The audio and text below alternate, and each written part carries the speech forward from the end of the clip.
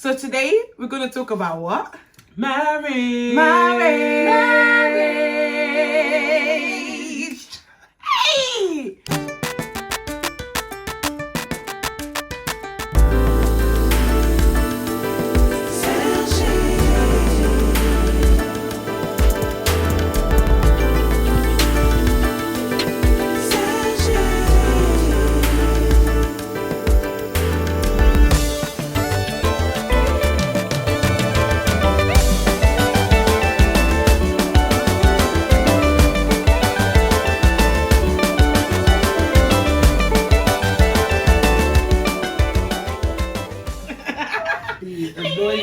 Oh gosh.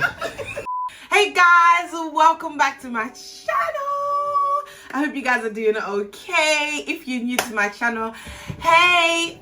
No, because I felt like I was like backwards. Should I come forward? Say hey. Hi. Don't forget to subscribe, like and share my video and join the family. So today I'm with my beautiful people here. What's your name? Tarina. You can do better than that. Well, what do you want me to Give do? me energy, innit? My name is Tarina. Yeah. Oh, Mrs. Achiman to those, you know. Ooh, Thank you. yeah, Mrs. yeah. Okay. Okay. And Adrian. yeah, these are my really good friends. Never Adrian. mind. Okay, what did you want to do? No, it's not. I don't do anything. So you want 5 minutes to Ladies. introduce yourself? We're all part of the London Community Gospel Choir. Woo woo, LCGC. That's where I met them. Okay, so today Yeah. we're going to talk about marriage. Guys, I've not prepared them. They don't know what. They know we're talking about marriage. Stop looking at my notes. Are you looking down? No. Well, I'm looking down. I'm looking at your notes. Don't cheat. Listen. He's so rude. Like I said, I didn't prepare them because I just wanted their authentic opinions and like I wanted you guys to get the real vibe. Yeah. Yeah. So personally, I think the value of marriage in today's society has decreased. Like I remember when I was young and I was back home, like people used to stay married for a long time. By the way, back home is Congo.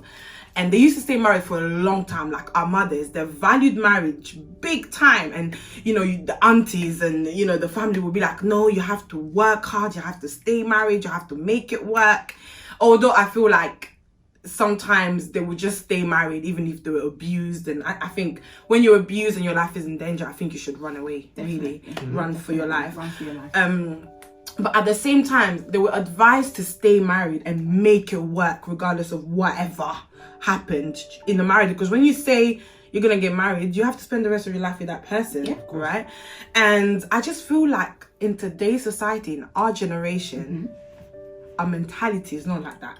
Like, people are just getting married. It's almost like fashion. It's almost like we get married, we just need to make it to social media. We have to have the biggest party. We have to look good. We have to spend money buying clothes and shoes. It's no longer about staying together because people get married and then the next thing you hear after 2 years is like they're breaking up. So personally, I feel like marriage is not valued as it used to be. I don't know what you guys think. Like, what's your opinion? Do you agree with me or do you disagree? So I'm going to beg to differ because in my friendship circle, there are maybe 7 couples and we've all kind of been married over the 10-year mark. So, and we always say, you know, I always say to new couples getting married, there is no get out clause. That D word is not in our vocabulary. And so any couple who's got married in the last 10, 15 years, I would say 99.9% of them have actually stayed together. So I think it depends on where you're looking, it depends on your circles and stuff like that. But I think marriage is and staying together is more popular than breaking up. Okay, I will come back to that. But what do you think? I'm inclined to slightly agree with Tarina as well. Okay. I feel from my experience and my circle of married people that are around me. Yeah.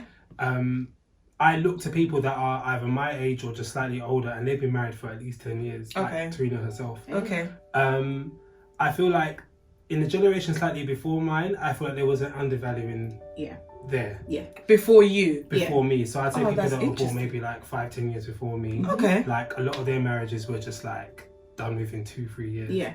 And it was Wow. Yeah, and it was over like little things. It wasn't necessarily something big that broke them Mm-hmm. up. And even then, you had to look at, you know, the foundation of what their marriage and their courtship was built on. Yeah, in the first that place. plays a big part. So I think there's space for both of the arguments, that there are cases of marriage being undervalued, but I feel like people nowadays, are seeing the value in marriage. Okay, but I think for me, I like the fact that you've mentioned age and you said people before your generation, and that's something that I wanted to talk about, because obviously I don't want to tell you how old she is. I don't even want to tell her how old I am. But I'm young people. okay, you're talking about your circle of friends, and obviously for me, that generation, I don't know how old you are. I forgot. You're older than me. Are you not? No. Oh, I told you I'm older than you. What are you guys talking about? I'm young. Okay. You're not that young. I'm gonna ask you a question, right? Right. So your friends, like your circle of friends, what's the age range? So from about 30 to 40s. Right. To me, right now, I see a lot of younger people getting married, and I'm talking 20, like 19, 20, 21. Yeah. So I'm talking about age range 20 to about 30. Right. Okay. So if we were to talk, I think when I'm talking about in today's society or our generation, what I mean is like 20 to 30. And for me, I feel like at 20, you don't know yourself, especially as a woman. You're still figuring out. There's nothing wrong with you getting married at 20, but I'm just saying that at 20, you're still figuring out who you are. You don't know who you are yet. And because you're figuring out who you are going to discover certain things about yourself while you're married, right? And then you might discover that there were things that you used to like when you were with your guy when you were 19, 20 that you don't like anymore. That's what I'm talking about. What do you think about that age range right now? Do you not feel like in today's society, younger people are just getting married because of social media, not because of the actual meaning of marriage? I think it's subjective. Yeah. Okay. I think you need to look at it on a case-by-case basis, and also look at the example of like our parents and our grandparents. They were getting married like 15, 16, like mad early, and started banging out kids. Yeah. Entertainment. Yeah. But I feel like you also need to look at the basis for when they were together as well. Yeah. And when I speak to my grandparents, their peers and stuff, Yeah. a lot of them weren't really in love. It was just, well, you finish school, you're not going to school, this is what you need to do. The next thing to do is to get married. Because you can't be in the house just doing nothing. Yeah. And I feel like as time went on, they grew to either love each other, tolerate each other, or just find a balance in between. Yeah. Which I feel like what marriage is about anyway. Like you evolve as time goes on. You love the person more than what you did however many years ago when you first started. Yeah, so I feel like there isn't necessarily something wrong with getting married so early. I feel like if you know that you're ready within yourself, then just go ahead with it. Okay, so why is it then that the rate of divorce is a lot in today's society? Why are people getting divorced? Because I do understand what you guys are saying, I agree, but for me it's like, if you know the value of marriage and you know what you're getting yourself into, what's going on? I know about 3 people in my circle that got married 2 years after divorce. One of them got married, divorced, and remarried in the space of 3 years. I mean, wow. I mean, do you know what? I think sometimes people go into marriage and they have expectations about what they think marriage is going to be and what they think the other person is going to do for them. Yeah. And when you get into marriage and you then start living with that person, if you haven't been living with them before, you then kind of see things that you can't walk away from. You see those little habits that you didn't really know they had, like the sock that, you know, was on the floor and you didn't see it before, or the habits that you saw before, but you were able to walk away from them. They're now in your personal space. That person is now in your personal space and with you 24/7. So, and then expectations, you know, that person's background, what they may have seen in their families and things like that, they then bring into a marriage. Yeah. And sometimes it's hard for people to work out those little kinks and stuff. And I think sometimes 2 years is just not good enough. I feel like depending on what the issues are, people should go into counselling, and people should talk about what's happening and really like work through the issues. I think people give up way too early these days. Exactly. Counsellors and marriage counsellors, you should be having counselling before you're married anyway. Thank you. And then as you get into marriage, that first year is just the hardest, because you're trying to work out stuff, you're trying to find your rhythm together, and the counselling should continue through that. So you've got someone who's not in the mix all the time, who can talk to you and kind of see the bigger picture and kind of talk you through your issues and stuff like that. That's what I definitely think is happening. But because people think that marriage counselling stops when you get married, a lot of people don't have that, and then they go to family members. People don't really even do the marriage counselling, and I'm so you're really in the spirit, because that's something that I really wanted to talk about, because I know you two disagree with me, but I think the value of marriage in today's society is no longer as it used to be, from what I've seen anyway. And I feel like one of the reasons why is because, I don't know, I'm African, and I don't know if it's just black people in general, Africans, but we don't really consider counselling to be something positive. It's almost like when you go for counselling, it's like there's something wrong with you. And honestly speaking, marriage counselling is the best thing I've ever done in my life. I mean, I'm not married now, but if I'm not married now, it's because of marriage counselling. I was engaged. That story is gonna come soon. I was engaged. I was with someone for 7 years. I was this close to getting married, and the reason why I didn't get married was because we started counselling, and during counselling, I literally, a lot of things came up for me. I was evaluating myself. I literally got to the place where I had to ask myself a question: Sergine, you love this person, you're in love with this person, but do you want to go ahead and spend the rest of your life with them? Because for me, the rest of your life is the rest of your life. I can go as far as to say, even cheating. For me, when you're married and the other person cheats, when you say through thick and thin. And that's the thing, and I feel like these days, I don't even know what I mean, I've never been divorced, so I don't know what the ins and outs of getting divorced is. And you'll never be in Jesus' name. I know I will never be, and that's the thing. I will never, like, I've said it to many people. I even said it to my wife. Like, I'm literally only doing this once. That's like, it. I cannot afford to do all of this again. No, weddings are not cheap. Even if you're just doing common standard things, weddings are not cheap, fam. Like, you're not doing it again. No, I'm not doing it again. No, but the thing is, I get why people, when they get divorced, like, they'll go and, like, if they're gonna get remarried, they'll do like a little thing abroad or something very that small. Can understand. I get that, because getting married the first time is just very expensive. But I'm in it. I'm just doing this, and you know what? The financial thing is one thing set aside. Yeah. I am not doing this again. Like, this is for life. I love that. I love that mentality. And literally, you have to take your vows into deep consideration. Like, till death do us part, through thick and thin. And I feel like, as my main point I was going to say, getting divorced is just too easy these days. I agree. It's too easy. Like, it's literally the first thing that people want to do. Yeah. Instead of you talking through it, instead of you just trying to get through it and do counselling and stuff like that, quickly let's get divorced. And the actual process is so easy to go through, unless the other person doesn't contest it. And it's just like, I can pick this up and I can put it down when I want to. No, like, that's not how it's meant to be. Exactly. Which to me is like, people don't know the value of marriage, because marriage is like, once you make that vow and you say you're going to spend the rest of your life with somebody, that's it. Yeah. For me, I'd rather be in a relationship for 10 years and not get married than, marry wrong. So for me, I need to understand. You need to be able to understand that vow. Like, why are you getting married to that person? Go through counselling, because counselling really helps you. Listen, you can have you can have 1 million conversation with your man, your girl. When you got counselling, they will bombard you with one question that you never thought about. Yeah. During counselling, you don't have a choice but to actually say the real opinion. Yeah. So at that point, you have to decide, okay, what do I want to do?